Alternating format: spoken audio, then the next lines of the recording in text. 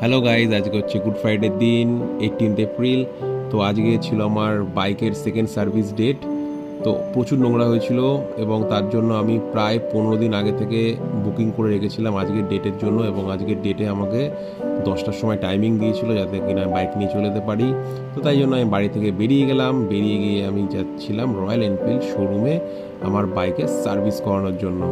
তো এই রাস্তা দিয়ে আমাদের যেতে হয়, এটাই আমাদের মেন রোড, এটা হচ্ছে বজবজ ট্রাঙ্ক রোড। এবং তারপরেই আমি চলে এলাম আমার রয়্যাল এনফিল্ড শোরুমে। তো এখানে প্রচুর বাইক থাকে সার্ভিসের জন্য, কিছু ফর্মালিটিস থাকে, সেগুলোকে পূরণ করতে হয়। তো করার পরে আমাকে জব শিট কার্ড দেওয়া হয় এবং টোকেন নাম্বার 9 দেওয়া হয়। এবং আমি ওয়েটিং রুমে, আমাকে ওয়েট করার জন্য আমাকে যেতে বলে। তো যাওয়ার আগে তোমাদের দেখায় কত বাইক সার্ভিসের জন্য আছে।